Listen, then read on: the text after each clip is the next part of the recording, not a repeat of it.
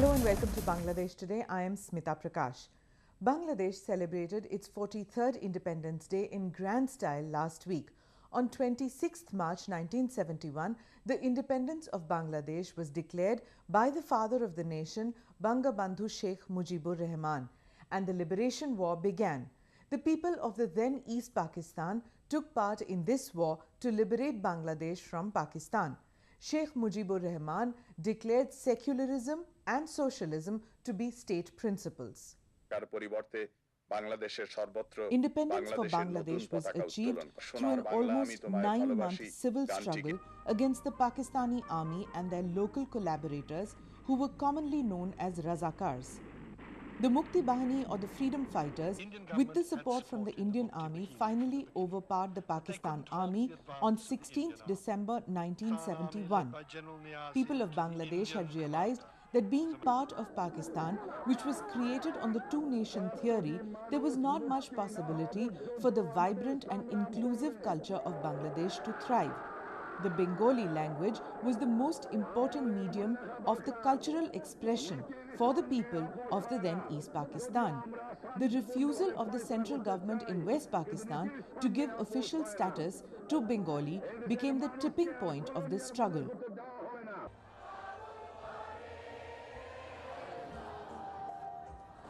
To celebrate the 43rd Independence Day in a memorable and historic manner, more than 200,000 people from various walks of life, including Prime Minister Sheikh Hasina, came together in Dhaka to collectively sing the national anthem Amar Sonar Bangla. The organizers claimed that they had set a new world record which was fit to be registered in the Guinness Book of World Records. আমরা এখানে লাখো কোটি একসাথে এই বিজয় দিবসে স্বাধীনতা দিবসে জাতীয় সঙ্গীত একসাথে লাখো কণ্ঠে গাইব 3 লক্ষের উপর লোকে কণ্ঠে গাইব এইজন্য আমরা এখানে সমবেত হয়েছি Before this event, the world record of greatest number of people to sing the same national or regional anthem at the same time belonged to India's corporate Sahara's event in Lucknow city, when about 120,000 people sang India's national anthem. The Guinness Book officials said that they would come up with an official statement on the Bangladeshi record after certain processes and scrutiny of the event. Also, as part of the Independence Day celebrations, thousands of Bangladeshis congregated at the National Memorial in Savar and offered wreaths to the martyrs of 1971. Bangladesh had previously formed the world's largest human national flag as it celebrated the 42nd Victory Day on December 16, 2013, marking the surrender of Pakistani troops to Indo-Bangla Joint Command in Dhaka after the 9-month war. Meanwhile, in a related development, Bangladesh has moved the court seeking to ban the largest Islamist party, Jamaat-e-Islami, for its involvement in crimes against humanity during the 1971 Liberation War. To add to this, social activists and journalists have urged the tribunals and government to also punish the Pakistani war criminals. Bangladesh's International Crimes Tribunal ICT appointed investigators in their submission to the prosecution have recommended the ban on Jamaat-e-Islami.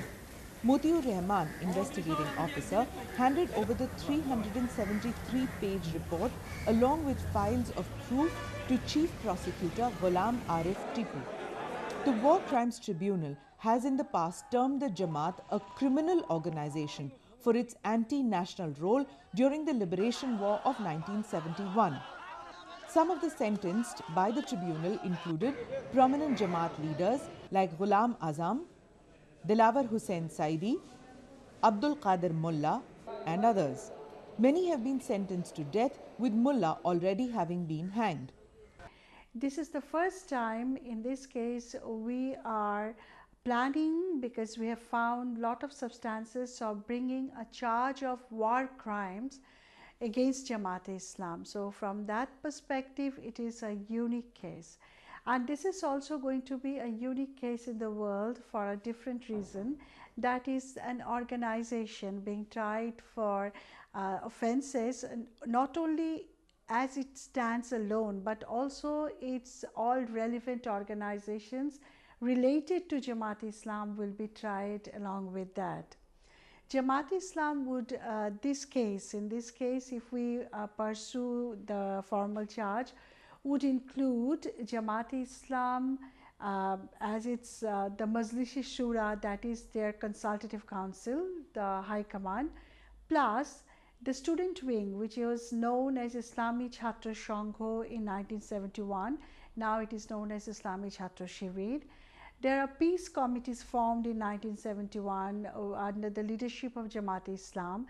So peace committee will be definitely within the formal charge, and also Al-Badr, Al-Shams, all this operation unit of Jamaat-e-Islam would be included in this case.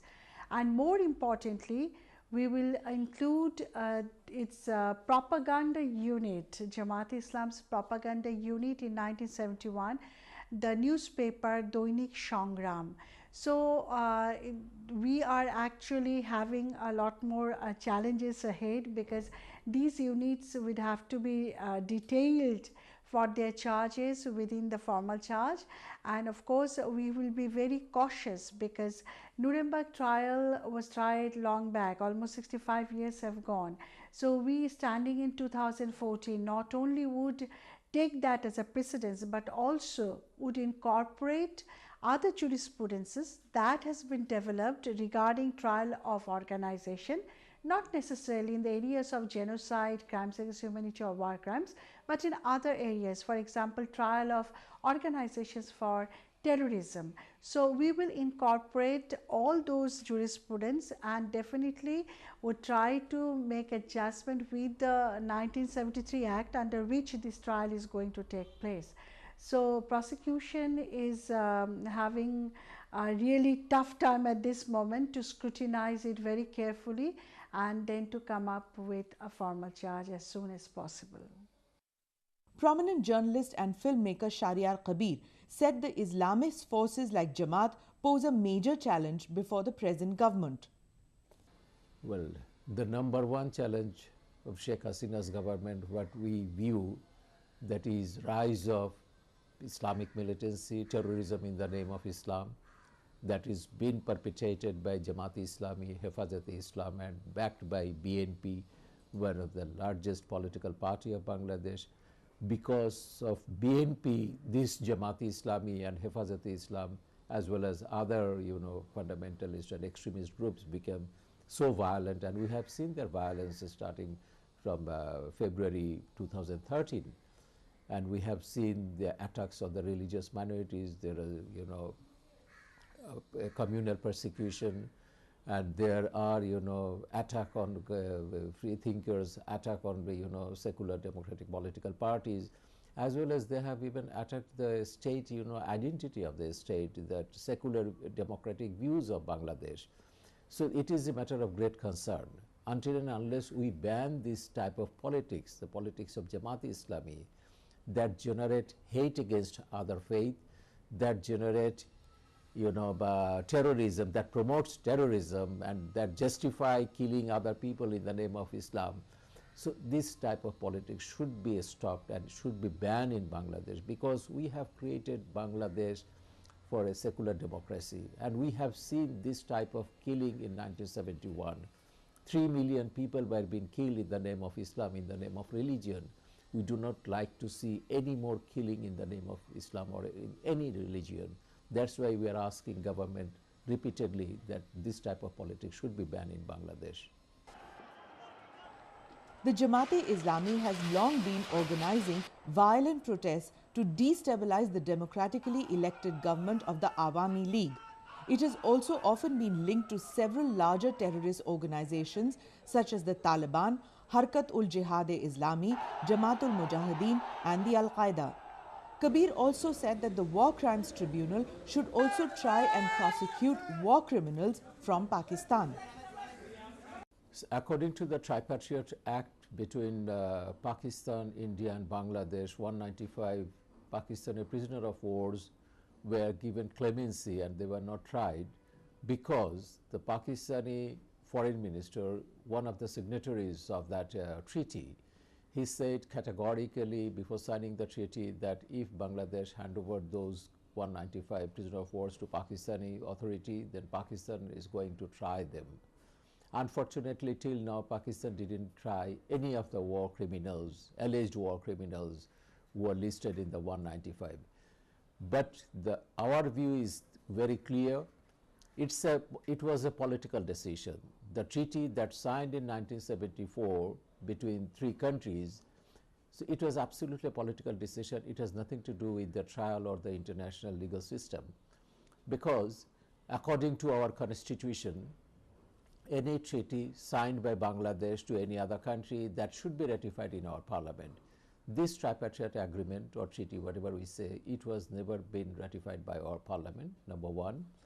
Number two, the Pakistani authorities didn't try those alleged war criminals, so we have every right to try them.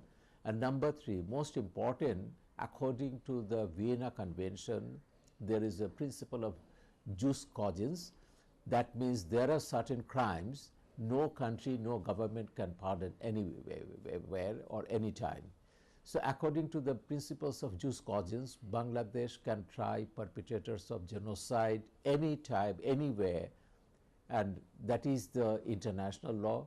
And we can always try those 195 Pakistani alleged war criminals and who were listed at that time. So I think Bangladesh time has come to consider that, to think about it, and Bangladesh should start a dialogue with the Pakistani authority in respect to the trial of the 195 prisoner of wars at that time. The Jamaat-e-Islami and its ally, the Khaleda Zia-led BNP, have maintained that they are being unfairly targeted and that they are innocent. But in reality, the Jamaat's jihad schemes has been foiled time and again by the Awami League government, which is determined not to allow Bangladesh to go the Pakistan or Afghanistan way. The young generation in Bangladesh clearly wants a government and a society that promotes pluralistic Bengali culture, not hatred. Progressive Bangladeshis say that continuing to allow the Jamaat to participate in political activism is an abuse of the very principles on which Bangladesh was formed. That's all we have for you in this episode. Thank you for watching Bangladesh Today.